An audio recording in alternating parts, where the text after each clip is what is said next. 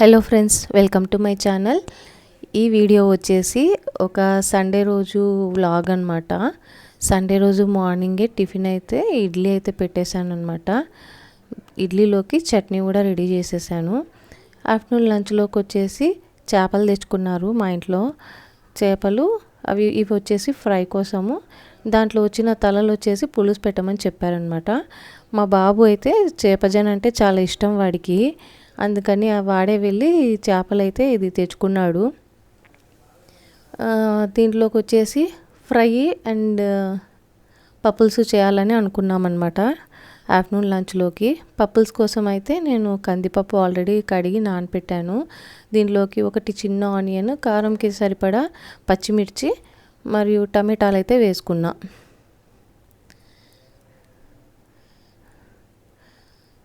ఈరోజు అయితే ఈ పప్పుల్స్ మళ్ళీ ఫిష్ ఫ్రై అన్నమాట. చేపల్స్ వచ్చేసి నెక్స్ట్ డే తినడానికని ప్రిపేర్ చేస్తున్నాను అనమాట.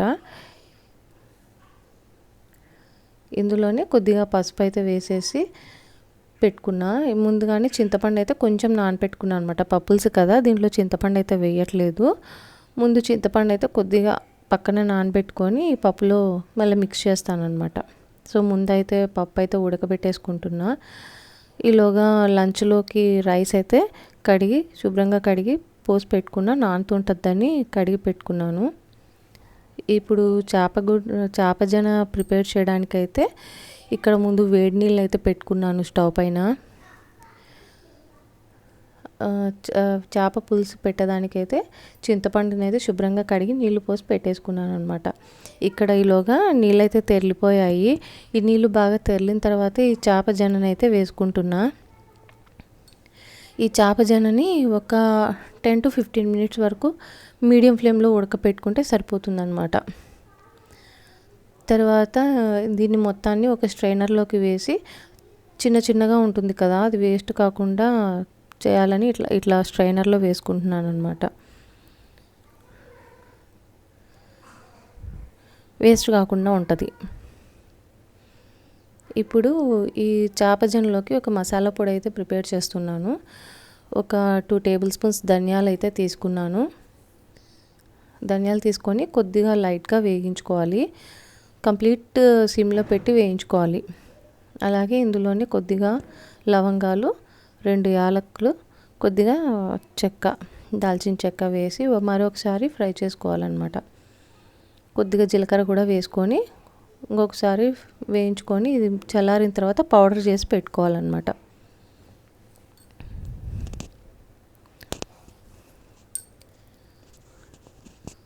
ఇప్పుడు ఇంకా ఈ చేపజన ప్రిపేర్ చేయడానికి మరి అదే బాండీ తీసుకున్నాను.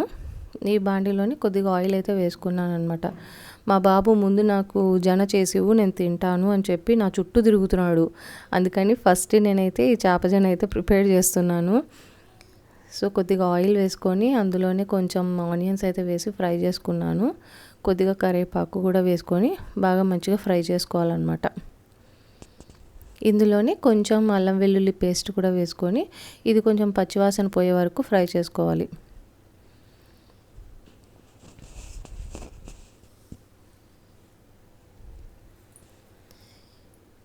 ఈ అల్లం వెల్లుల్లి పేస్ట్ పచ్చివాసన పోయిన తర్వాత ఇందులో ఇందాక స్ట్రెయిన్ చేసి పెట్టుకున్నాం కదా చేపజనని, దాన్ని అయితే వేసుకుంటున్నా.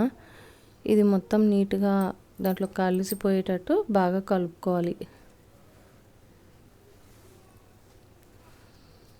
ఇప్పుడు ఇందులోనే కొద్దిగా పసుపు, రుచికి సరిపడా ఉప్పు వేసి మరొకసారి బాగా కలుపుకోవాలన్నమాట. ఈ చేపజన అంతా విడిపోయే వరకు ఇలా మూత పెట్టి కొంచెం సేపు మగ్గి పట్టిన తర్వాత కొంచెం కారం, ఇందాక వేయించిన మసాలాలు ఉన్నాయి కదా, ఆ పొడి అయితే కొద్దిగా వేసాను, మొత్తం వేయలేదు. కొంచెం వచ్చేసి ఫిష్ ఫ్రైలో వేద్దామని పక్కన పెట్టాను అనమాట.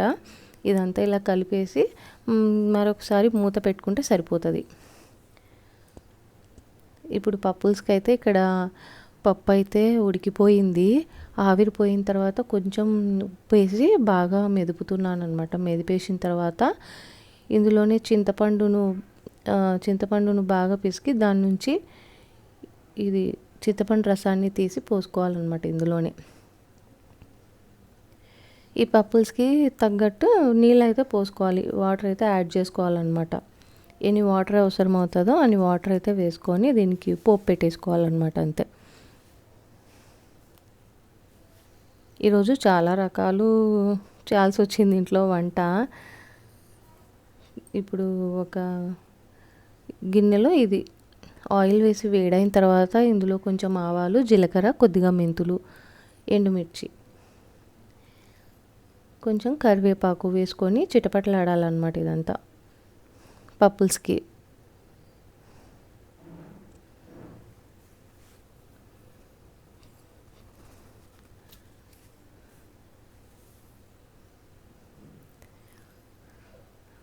పోపు కొంచెం బాగా ఇట్లా వేగిన తర్వాత ఇందాక మెదిపి పెట్టుకున్నాం కదా పప్పుల్స్, ఆ పప్పుని వెత్తి పోపులో వేసుకోవాలి. పోపులో వేసుకొని ఉప్పు సరిపోయిందో లేదో చెక్ చేసుకొని, కొంచెం పులుపు కూడా చెక్ చేసుకొని వాటర్ ఎంత కావాలో అంత వేసుకుంటే సరిపోతుంది అనమాట. చాలా బాగుంటుంది పప్పుల్స్ టేస్ట్. పప్పుల్స్ కూడా రెడీ అయిపోయింది.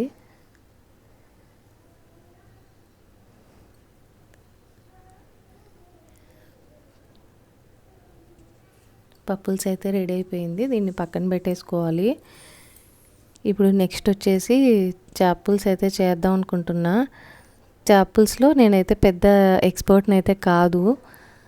ఇంకా అవి చేపతలలు అవి ఇవి ఉన్నాయని చెప్పి అవి వేస్ట్ అవుతాయని పులుసు పెడుతున్నా. ఏదో ఓకే, అట్లా అట్లా వచ్చు అంతే. అంత పెద్ద ఎక్స్పర్ట్ని అయితే కాదు చేపల పులుసులో. కొద్దిగా ఆయిల్ అయితే వేసుకొని ఇందులో ఆవాలు, జీలకర్ర అయితే వేసుకుంటున్నా. అలాగే కొంచెం మెంతులు, ఆనియన్స్, చిన్నగా కట్ చేసి పెట్టుకున్న ఆనియన్స్ అయితే వేసుకుంటున్నా. అలాగే కొంచెం కరివేపాకు ఫ్లేవర్ కోసం అయితే వేసుకొని ఒకసారి బాగా మంచిగా కలుపుకుంటున్నాను. ఇవి కొంచెం వేగిన తర్వాత ఇందులో టమాటా అయితే ఒక చిన్న టమాటా వేసుకుంటున్నా. చిన్న టమాటా సన్నగా కట్ చేసి వేసుకొని టమాటా ఈ ఆయిల్లో బాగా మగ్గించుకోవాలి.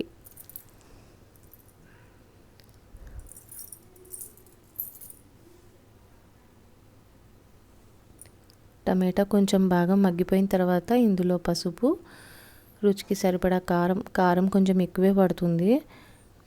కారం అయితే నేను కొంచెమే వేసాను, మళ్ళీ చూసుకొని వేసుకోవచ్చని.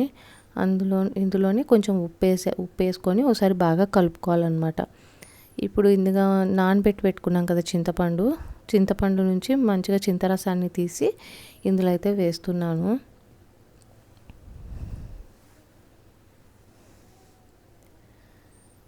ఇదంతా ఒకసారి బాగా కలుపుకోవాలి. ఈ పులుసు ఒకసారి చెక్ చేసుకోవాలన్నమాట. ఉప్పు కారం సరిపోయిందా లేదో చెక్ చేసుకొని ఏది తక్కువైతే అదైతే వేసుకొని సెట్ చేసుకుంటున్నా. కారం తక్కువ అనిపించింది, అందుకని మళ్ళీ కారం అయితే కొంచెం యాడ్ చేసుకుంటున్నా.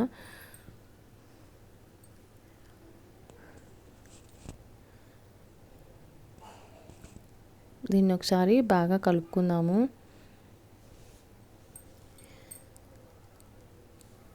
ఇదైతే తెరలేటప్పుడు ఈ చేప ముక్కలు ఉన్నాయి కదా, చేప తల ముక్కలు ఒక 2 నార్మల్ ముక్కలు అయితే వేసుకొని ఇది పులుసు అయితే పెట్టేసినాను. అంతే, ఇంకా చేప ముక్కలు ఉడికే వరకు మూత పెట్టి ఉడకబెట్టేసుకుంటే సరిపోతుంది. ఇక్కడ కొంచెం పులుపు అనిపించుంటే ఇంకొంచెం వాటర్ అయితే యాడ్ చేశాను నేను.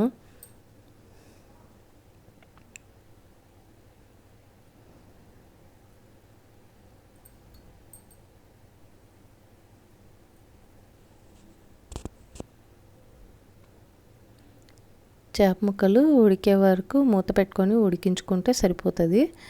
ఆల్మోస్ట్ చేప పులుసు అయితే అయిపోయింది.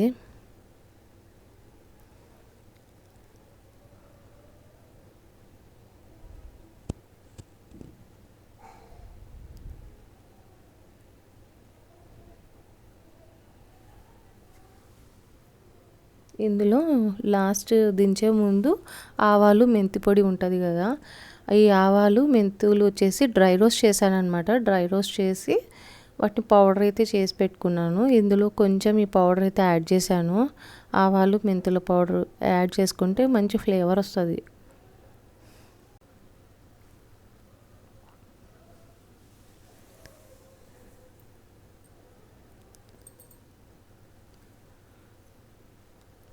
అంతే. ఇందులో కొంచెం కొత్తిమీర వేసి పక్కన పెట్టేసుకుంటే సరిపోతుంది.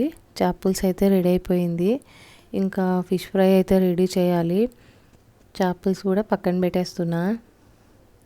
ఇప్పుడు ఫిష్ ఫ్రై కోసం అయితే ఒక ప్లేట్లో కారము, ఉప్పు, కొంచెం పసుపు, కొంచెం అల్లం వెల్లుల్లి పేస్ట్, ఇందాక చేపజనలో వేసాను కదండి పొడి, ఆ పౌడర్, ఆ మసాలా పౌడర్ కొద్దిగా అయితే వేసుకున్నాను. ఇందులోనే కొంచెం నూనె, కొంచెం వాటర్ వేసి బాగా మంచిగా పేస్ట్ లాగా ప్రిపేర్ చేసుకున్నాను. పేస్ట్ లాగా ప్రిపేర్ చేసి ఇప్పుడు ఈ చేప ముక్కలకంతా ఈ మసాలా అయితే పట్టించేసాను అనమాట.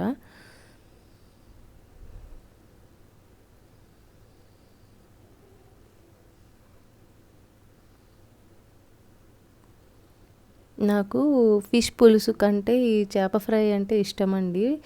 చేప ఫ్రై అయితే ఇష్టంగా తింటాను. ఈ పులుసు, చేప జన ఇవంతా అసలు ఇష్టం ఉండదు నాకు.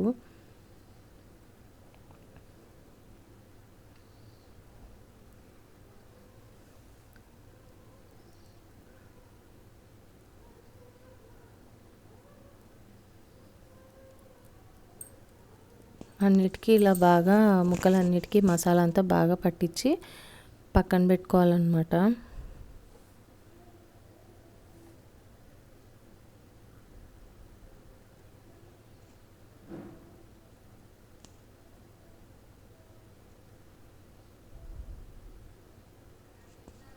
ఇప్పుడు కొంచెం ఆయిల్ అయితే వేసుకుంటున్నా. చేప ముక్క మునిగే మైన వేసుకుంటే సరిపోతుంది. చేప ముక్కలు వేయించేటప్పుడు చాలా కేర్ఫుల్గా ఉండాలి. ఎందుకంటే ఒక్కొక్కసారి పగులుతాయి. అది ఎందుకో మరి అలా అవి పగిలి నూనె అంతా వచ్చి మీద పడుతుంది అనమాట. చాలా జాగ్రత్తగా ఫ్రై చేసుకోవాలి చేప ముక్కల్ని. సో చేప ముక్కల్ని అయితే నేనైతే ఫ్రై చేసేస్తున్నా. అప్పటికే మా ఇంట్లో లేట్ అయిపోయింది. మా పిల్లలు త్వరగా పెట్టమని అడుగుతున్నారు. కొంచెం కరివేపాకు అయితే వేసాను అనమాట. ఫ్రై చేసేటప్పుడు బాగా మంచి ఫ్లేవర్ వస్తుందని వేసాను. అంతేనండి, ఇలా చేప ముక్కలన్నిటిని అయితే మంచిగా ఫ్రై చేసుకున్నాను.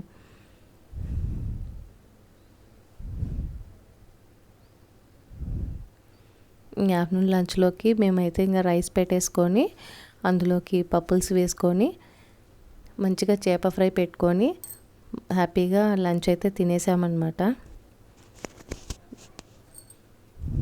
మీకు ఈ వీడియో నచ్చినట్లయితే లైక్ చేయండి, సబ్స్క్రైబ్ చేసుకోండి, షేర్ చేయండి. Thanks for watching.